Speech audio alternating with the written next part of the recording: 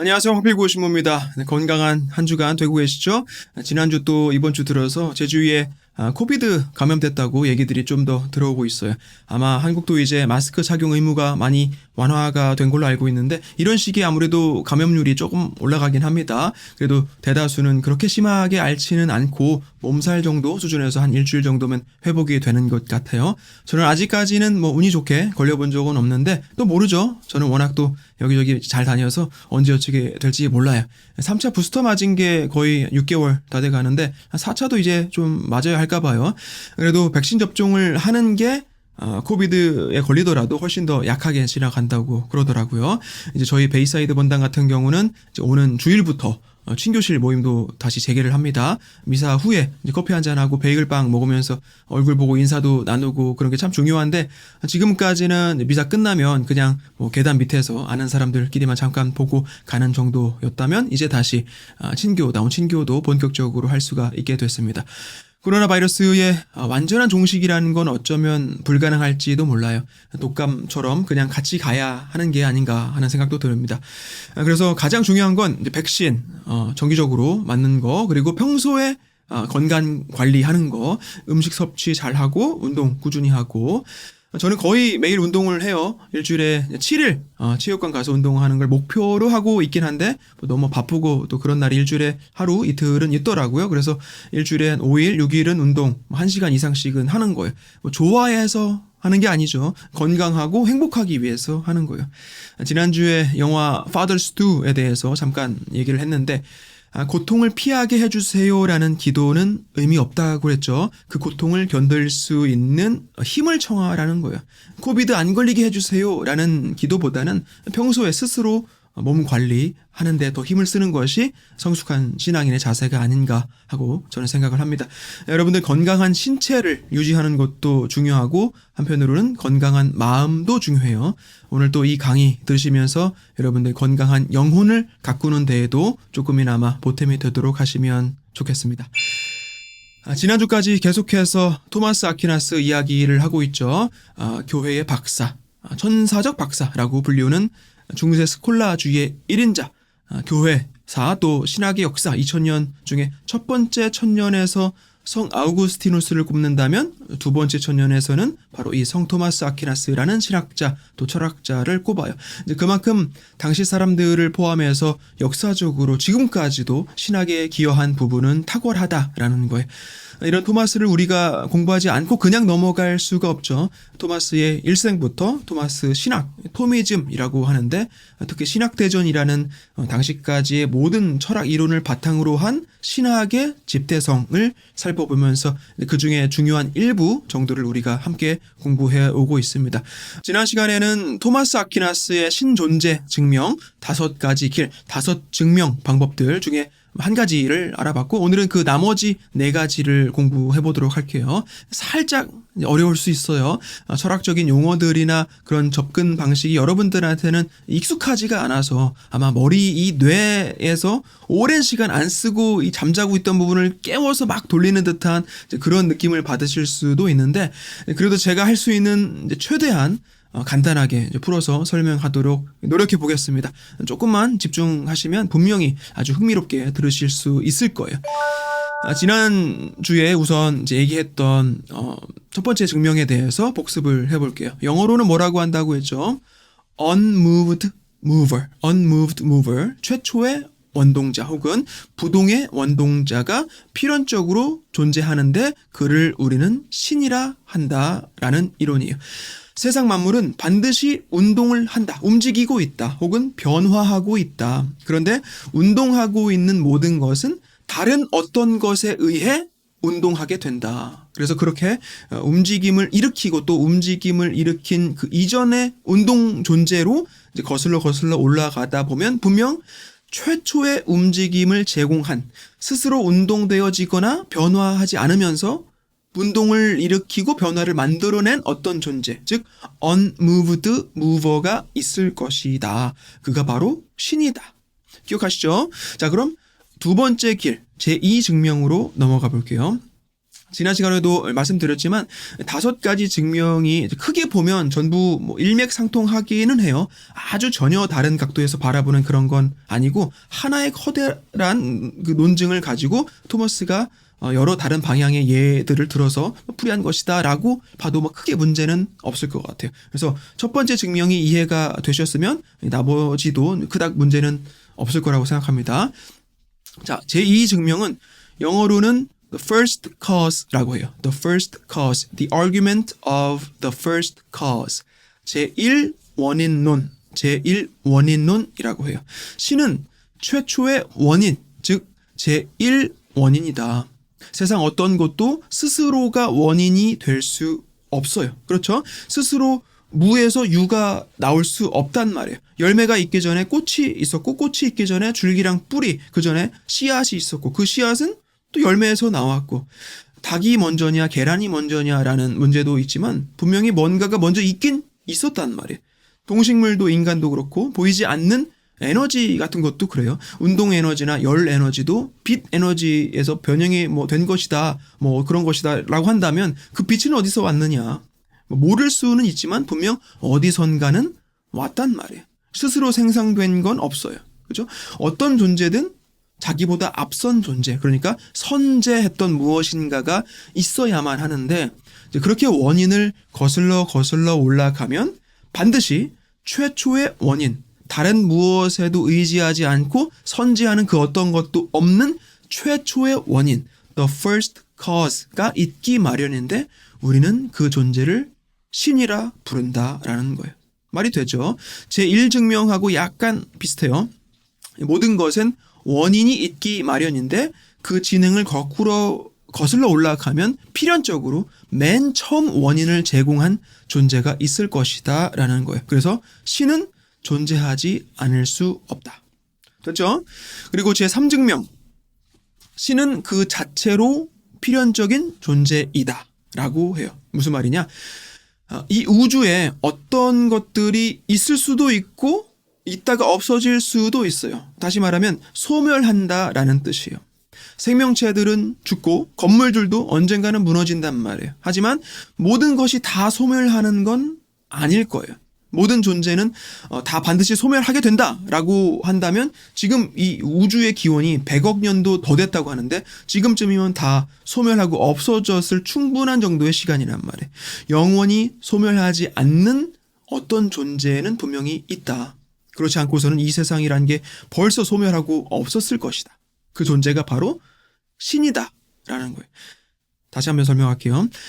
세상에 존재하는 것들은 생성되고 소멸되죠. 우리 인간이 태어나고 죽듯이 이 생성과 소멸의 순환이라는 것이 끝도 없이 무한으로 이어지게 된단 말이에요. 그렇다면 이런 무한대의 결과들이 만들어진다는 것은 무한한 어떤 것이 반드시 존재한다는 의미가 되는 거예요. 이 생성 소멸의 연속이라는 게 100억 년도 더 있어 왔다. 다시 말해 영원히 있다라고 한다면 반드시 영원한 존재, 이 생성소멸을 초월한 혹은 생성소멸의 원인이 되는 존재가 있을 것이다 라는 거예요. 결과가 있다는 건 필연적으로 그 원인이 있는 거니까 영원한 생성소멸에는 그 영원한 생성소멸이 원인이 되는 영원한 존재가 있어야만 한다. 다시 제목을 말하자면 그 자체로 영원한 필연적인 존재, 우리는 신이라 부른다. 조금 어렵나요? 이 세상 만물이 모두 생성되고 소멸하고를 반복하잖아요. 또는 소멸이 또 다른 생성의 원인이 되기도 해요. 우주 안에 존재하는 것들은 각각은 영원할 수 없지만 생성하고 소멸하는 그 연속, 그 자체는 무한대란 말이에요. 지금 이 세상에 존재하고 있다는 것이 바로 그 증거죠. 그렇다면 그 무한한 반복이라는 결과는 과연 누가 만들어낸 것이냐 이 말이에요. 결과가 있다는 건 반드시 원인이 있다는 거잖아요. 그러니 무한한 어떤 것의 원인이 되는 생성소멸 과정에 의존하지 않고 오히려 생성소멸을 주관하고 있는 그 어떤 존재는 반드시 있다. 그가 바로 신이다. 조금 낫죠? 자, 그 다음에 네 번째 길, 제4논증. 이 네 번째 증명은 존재하는 것들에는 어떤 등급이 있다라는 것에서 시작을 합니다. 세상 것들에는 더 나은 것이 있고 덜 나은 것이 분명 있다는 거예요. 예를 들어서 정확하게 동그란 원형, 정확하게 동그랗게 그려진 원이 찌그러진 원보다는 낫죠. 더 윗등급이란 말이에요. 그렇죠? 그리고 덜 찌그러진 원이 그래도 더 찌그러진 원보다는 나은 거예요. 건강한 상태가 아픈 상태보다 낫죠. 또 아픈 상태의 정도에 따라 더 낫고 덜 낫고도 말할 수 있는 거예요. 등급이라는 게 분명히 있죠.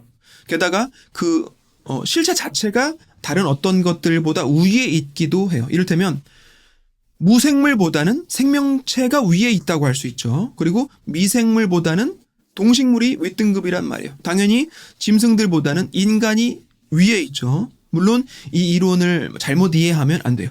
이 사람들 중에서 뭐 키가 큰 사람이 더 위대하다, 더 능력이 훌륭한 사람이 더 나은 사람이다, 뭐 남자가 여자보다 낫다, 뭐 어떤 특정 인종이나 국민이 위이다, 혹은 뭐 가장 부자가 가장 위에 있다라는 그런 식으로 해석하면 절대 안 되겠죠.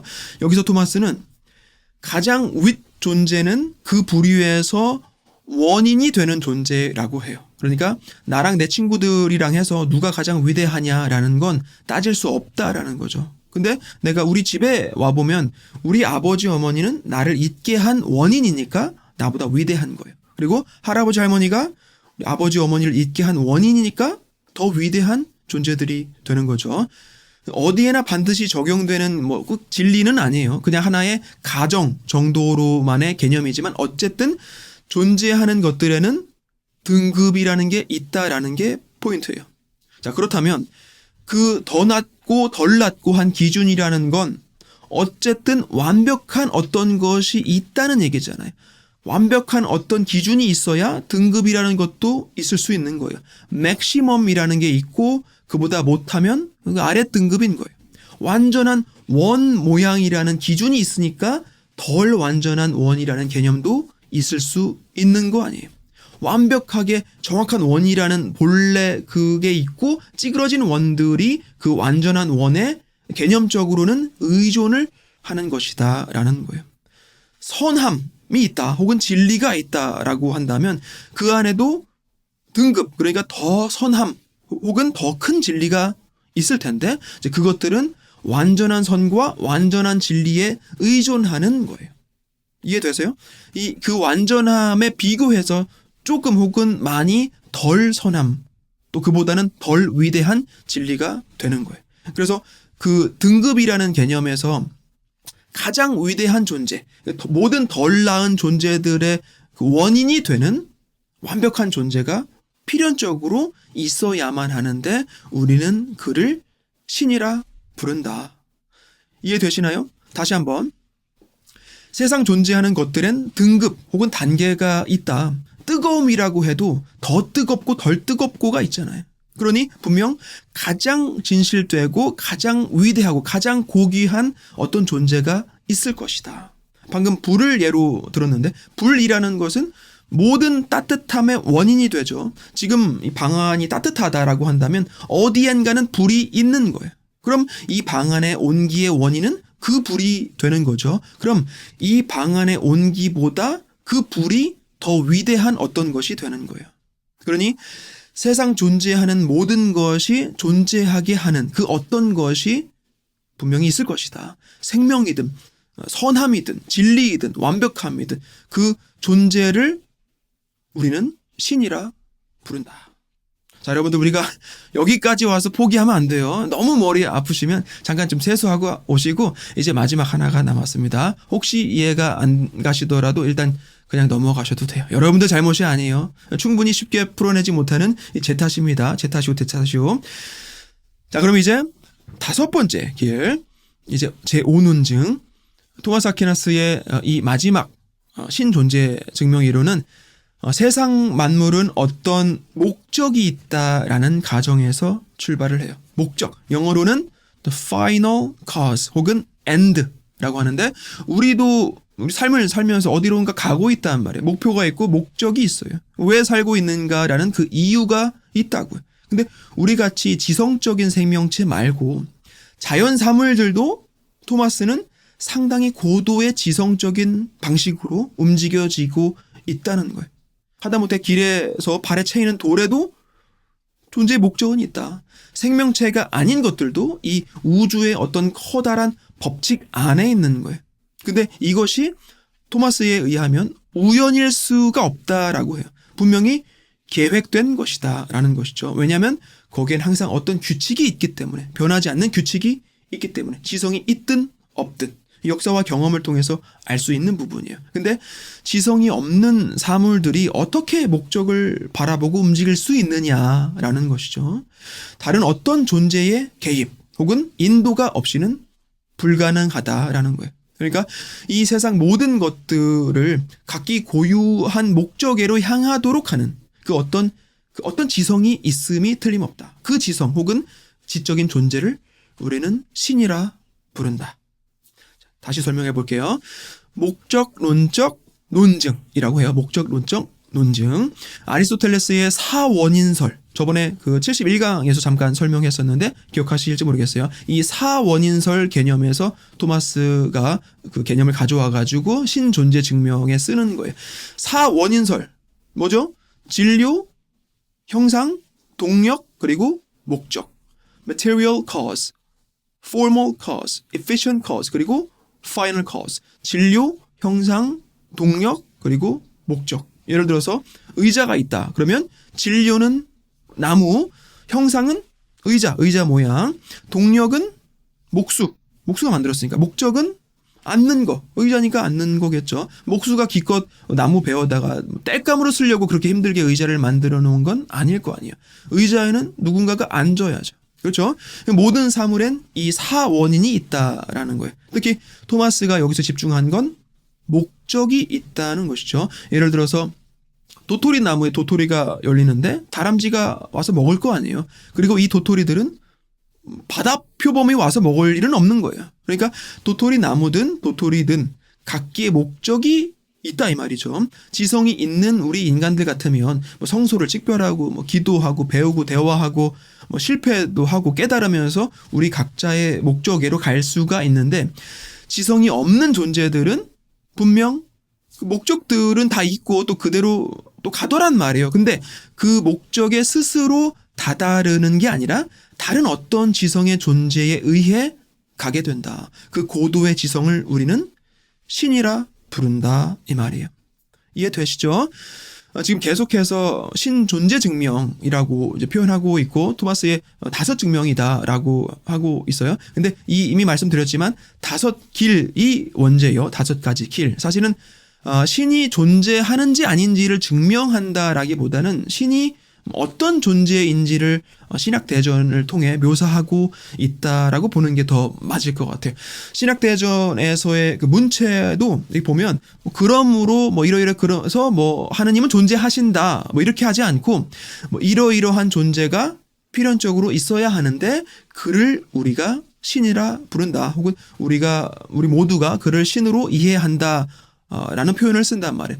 당시에 신의 존재를 믿지 않는 사람은 없어요. 하지만 신학대전을 집필하는 과정에서 우선적으로 아주 기본적인 누구나 이해할 수 있는 존재하시는 하느님을 명백히 하고 가겠다라는 거예요.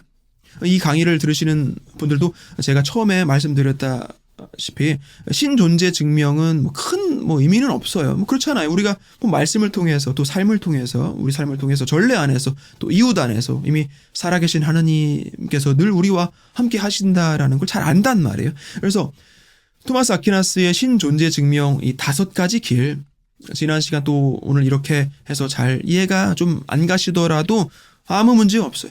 어디 가서 무신론자들하고 논쟁하고 뭐 그럴 일이 있으시면 또 모를까.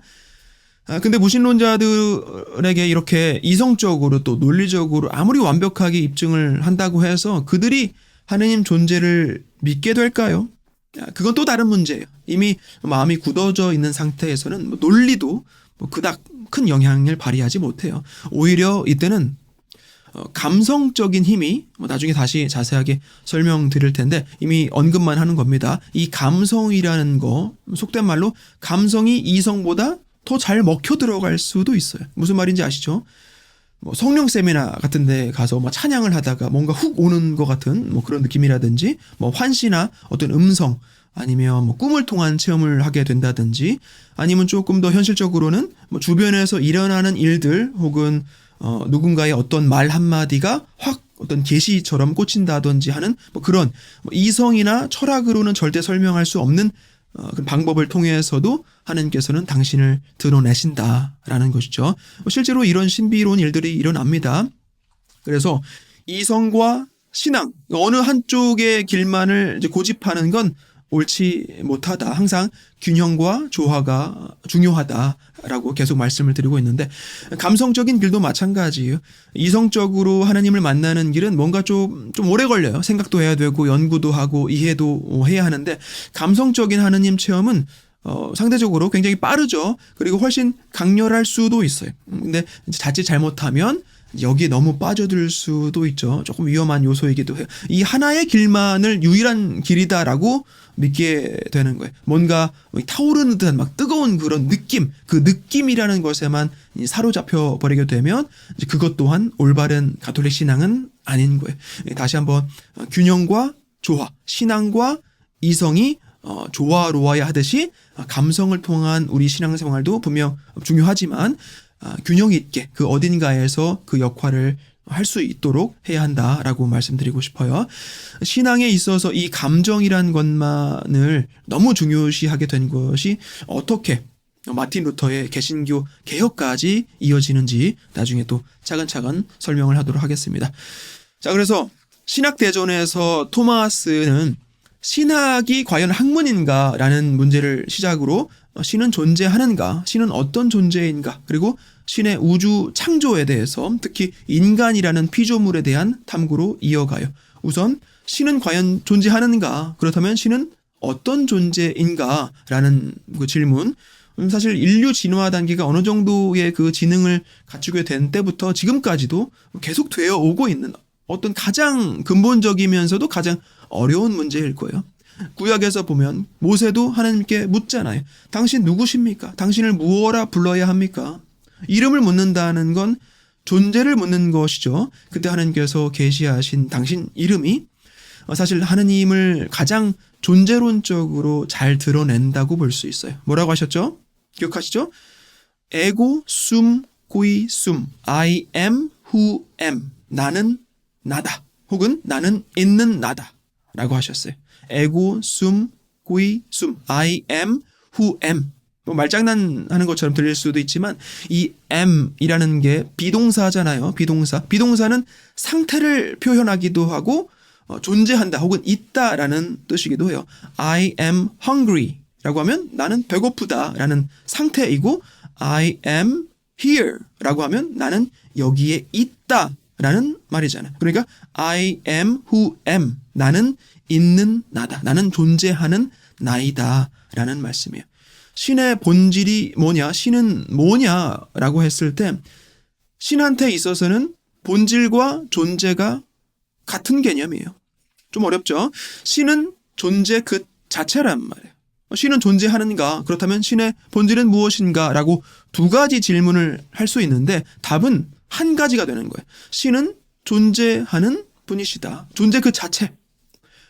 그럼 다른 존재하는 것들과 무슨 차이가 있느냐라고 할 수 있겠죠. 사람이든 사물이든 다들 존재한단 말이에요. 그 차이는 신은 스스로 존재할 수 있는 분이시고 나머지는 신의 존재에 참여하고 있는 혹은 의존하고 있다는 것이 다른 거예요. 신은 항상 존재하고 있고 스스로 존재하고 있고 자유롭게 존재하고 있다. 하지만 피조물의 경우에는 존재는 하지만 스스로 존재할 수 있는 힘은 없는 거예요. 내가 태어나고 싶어서 태어난 게 아니잖아요. 누군가가 혹은 누군가의 힘에 의해 태어나서 존재하게 된 거라고요. 그래서 토마스 아퀴나스는 여기서 신에 대한 가장 근본적인 개념을 정리합니다. 오직 신에게 있어서만 본질과 존재가 동일하다.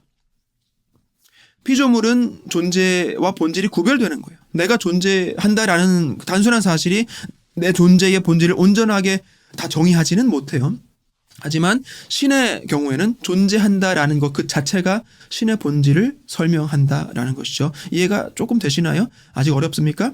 자, 우리는 우리 마음대로 할 수 있는 게 없어요. 태어나고 죽고 살고 아프고 치유되고 꿈꾸고 행복하고 뭐 아무것도 뜻대로 할 수 있는 게 없다고요. 하지만 신은 존재하신다.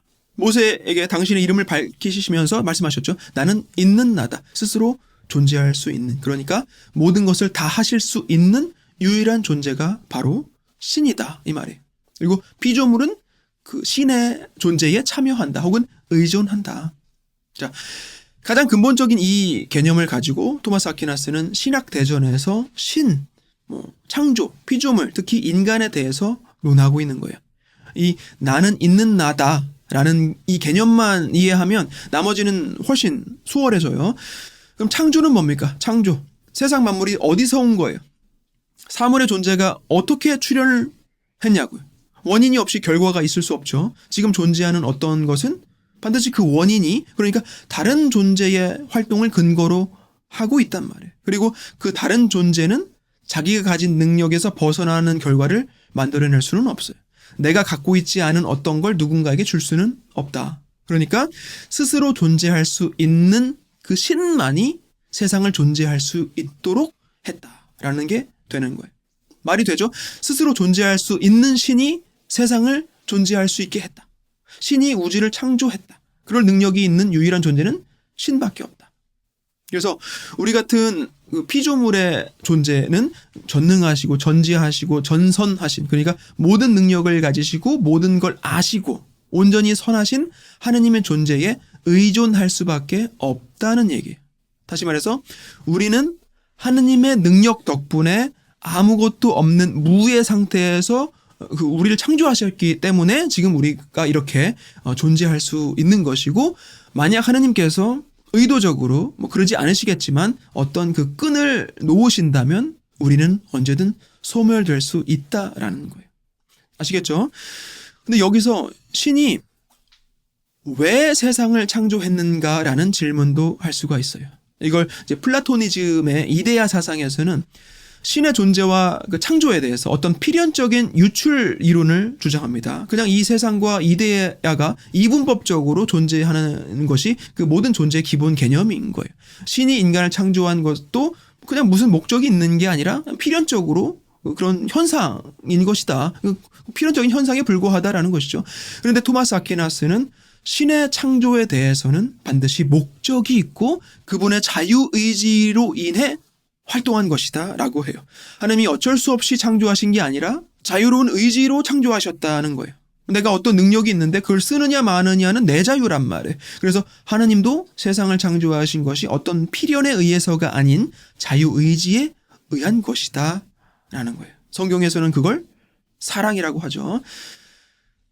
자, 오늘 다소 짧은 시간이었지만 정말 많은 걸 공부했어요. 살짝 이해가 좀 안 되시면 다시 한번 보셔도 좋고, 사실 그냥 넘어가셔도 아무 상관없어요. 살아계신 하나님께서 분명히 존재하시고 그 존재 자체가 하나님의 본질이라는 거, 그리고 존재하시는 그 능력으로 누가 시켜서가 아니라 당신 스스로 사랑으로 이 세상을 창조하셨다라고 오늘 시간은 정리하면 될 것 같아요. 신존재 증명이라는 건 결국 철학적으로 논리적으로 신의 존재를 논증해내기 위함이었다라기보다는 하나님이 어떤 분이신지를 알고 싶은 피조물인 그분의 자녀들의 그 의지에서 온 것이고, 토마스 아퀴나스는 여러 철학적인 인용을 가져다가 당시 사람들과 우리에게 하나님의 존재를 드러내려 한 것이다 라고 이해하시면 되겠습니다. 그래서 이번 시간은 여기까지 하고 다음 시간에는 이제 인간에 대한 부분으로 넘어갈게요. 신학대전은 결국 신과 인간에 대한 정리라고 했죠. 신에 대한 정리는 요 정도까지만 하기로 하고 이제는 인간에 대한 탐구로 갈 차례예요. 인간은 무엇인가? 아리스토텔레스의 사원인설을 적용하자면 이제 뭘로 만들어졌고 어떤 형태이고 누가 만들었고 또 왜 어떤 목적으로 창조되었는가라는 문제들 살펴보도록 하겠습니다. 조금 어렵더라도 이제 얼마 안 남았어요, 여러분들. 살면서 이렇게까지 깊게 존재에 대한 연구를 하면서 사는 사람들 별로 없어요. 좋은 기회라고 생각하시고 철학적인 사고를 경험하는 일종의 훈련이라고 여기시고 한번 끝까지 가보시기 바랍니다. 이제 한 두어 시간 정도로 마무리가 될 텐데 여기만 넘어가면 또 흥미로운 이야기들 많이 있어요. 파이팅 하시고 다음 주에 뵙겠습니다. 고맙습니다.